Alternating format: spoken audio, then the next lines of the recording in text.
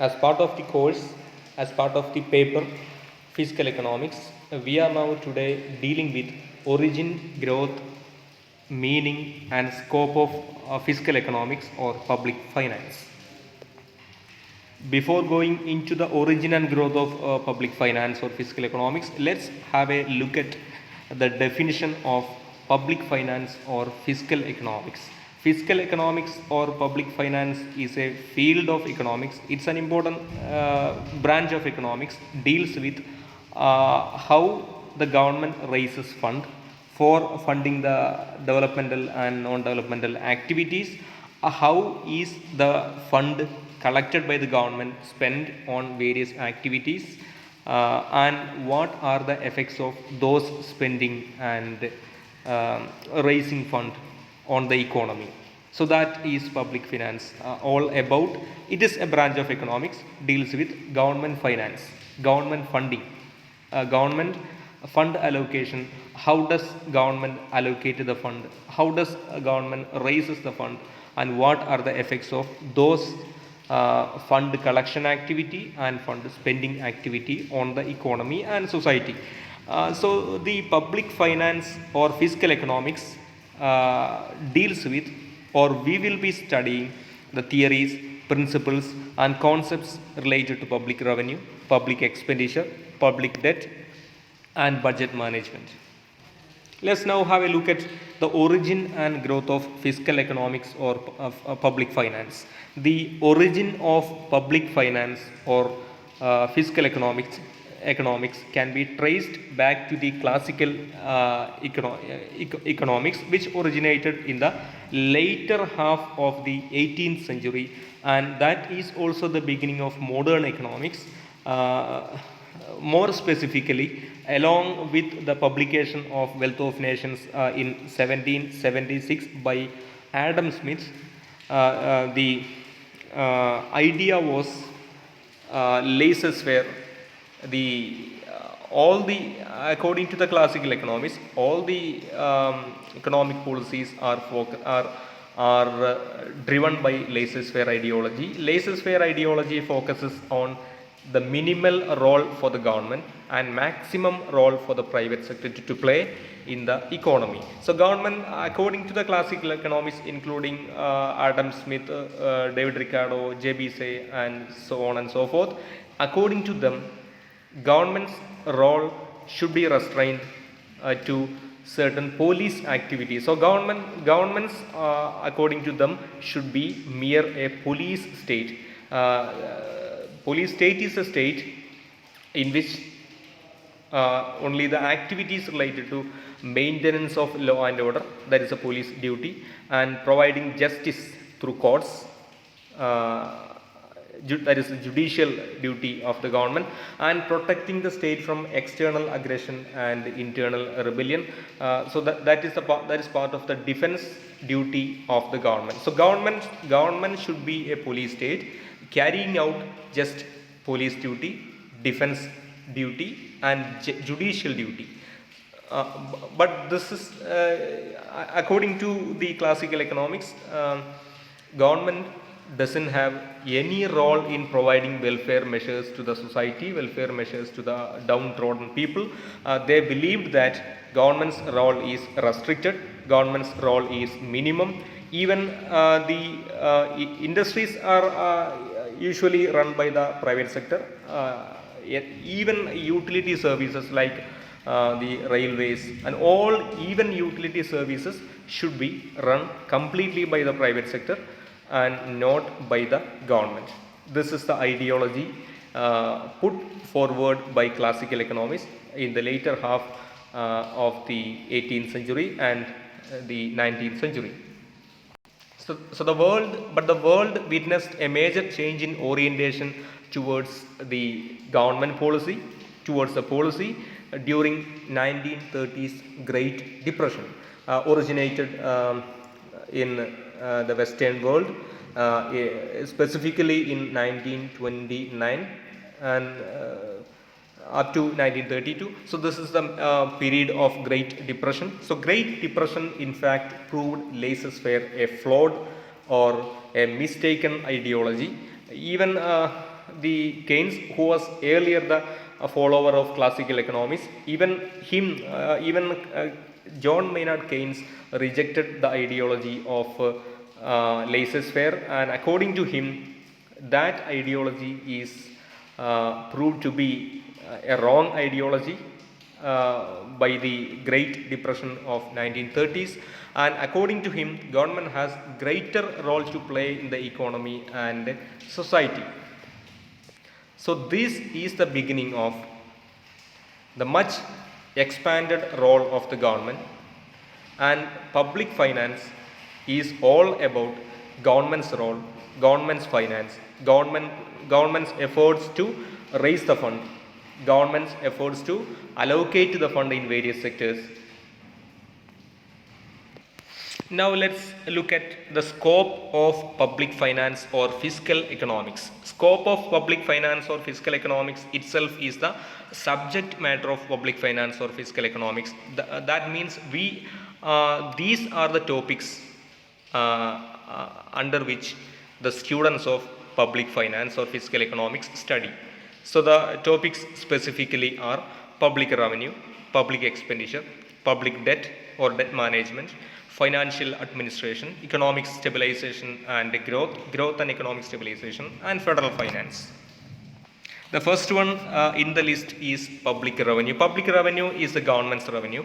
So under this head, the students of public finance or fiscal economics will be studying the sources of government's revenue, source of public revenue, effects of public revenue, principles and canons on which the revenue collection will be happening. So the public revenue will be mainly both tax revenue and non-tax revenue. Tax revenue could be direct tax revenue, indirect tax revenue. Non-tax revenues could be different. That could be the income from public sector and enterprises. That could be the income from fines and penalties imposed by the various government's departments, and non-tax revenue also includes the income from the administration, that is administrative revenue. In Kerala, we have a major source of non-tax revenue, that is lottery, which constitutes around 70% of Kerala's non-tax revenue. That is another non-tax revenue. So we will be studying the sources of revenue, effects of revenue, principles and canons of revenue. Second one is public expenditure or government's expenditure. So we will be studying under this head the fund allocation, to which sectors government will be allocating fund, and what is the justification for that, why government is spending that much amount of money for that sector. That should be justified, and government in the modern era is considered as a welfare state, and government will be spending something for welfare of the people through pension, food kits, so on and so forth, as we all see today during this COVID period. And then government's expenditure will be classified into two, in fact, that is capital expenditure and revenue expenditure. The expenditure made by the government for constructing a road is capital expenditure. At the same time, the expenditure made by the government for the pension and salary is revenue expenditure. So we will be studying the theories and principles of public expenditure too in the same category. Third one is public debt. Public debt will happen if public revenue falls short of income. If public revenue isn't enough to meet the increased public expenditure, government has no option other than going for the market to take loan, either from internal sources or from external sources. That could be internal debt or external debt. You might be heard about masala bond. Masala bond is a type of external debt, but it is drawn in the Indian rupee. That is a speciality of that external debt. and this is in fact part of the deficit financing. If the income is inadequate to meet the expenditure, the government has many options for financing the deficit. One option is taking loan from market, either from internal source or from external source. So for the developmental projects and non-developmental projects, government might be taking loan. And so we will be studying the principles of debt, methods of borrowing under the same head. Fourth one is financial administration. So the management of public finance is important while studying public finance or fiscal economics. Budget preparation is much more important, and we have to study how a budget is formed, how a budget is prepared, and what are the consultations being done by the finance minister along with the other major departments of the government. So fund allocation and revenue sources will be discussed, will be determined under the same head of financial administration. Fifth one is economic stabilization. Growth and stabilization is more suitable for the heading. Economic growth and economic stabilization are in fact the aim of public finance. So what for public finance? The answer for that question is economic stability and economic growth. Government has to make sure that economy is growing. So for that, the government will provide fund for various sectors of the economy. Government will provide fund for developmental and non-developmental projects of the economy. So government has to control the inflation and deflation through fiscal policy measures of expenditure and revenue. So government has to make sure that deflation is not happening, inflation should not go beyond control. So for that, expenditure will be, public expenditure and public revenue will be adjusted for not for controlling inflation and deflation. During deflation, government will increase the public expenditure and government will reduce the taxation. So that is the way of adjusting the fiscal instruments. And during the inflationary trend in the economy, government will restrict the public expenditure, and government will reduce the public expenditure, and government will increase the taxation. This is to reduce the inflation, this is to reduce the purchasing power of the people, and more employment opportunities have to be created for having a stable economy and a growing economy. So government will spend on certain infrastructural projects which will create more employment, which will provide more employment. So government need to ensure optimum use of resources for not having wastage of fund. So economic stabilization and growth are the main aims of the fiscal adjustment, public finance. Last one in the list is federal finance. Federal finance means the principles and policies governing the distribution of function and distribution of fund among the central government and state government. India is a federal government.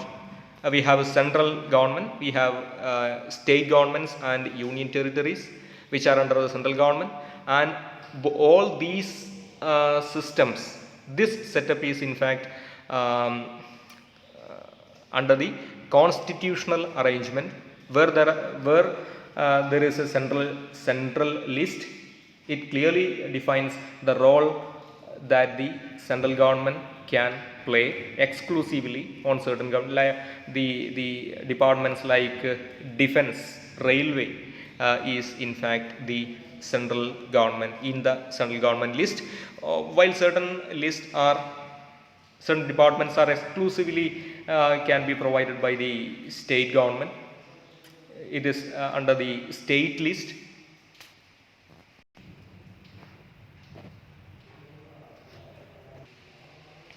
The Department of Police Department is in the state list, and the state government is entrusted to discharge its duties as the for maintaining the law and order in the state. It is part of the state list, and local self-government department is also under the state list, where the state government can discharge its duties on panchayats, municipalities, and corporations. So this is part of the state list, and there are certain lists in which both central government and state governments have their own role to play. That is concurrent list. Certain departments like education departments, central government has an education ministry, state governments will have its own education department. For discharging its duties combined, both levels of governments will have their own role to play in such departments. So this is federal finance.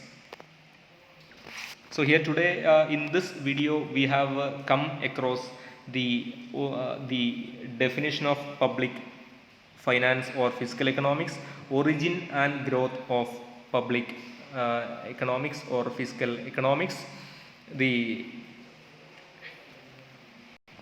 have also discussed the subject matter of fiscal economics or scope of fiscal economics, or what are the topics that we will be covering under the course name of public economics or fiscal economics. Thank you.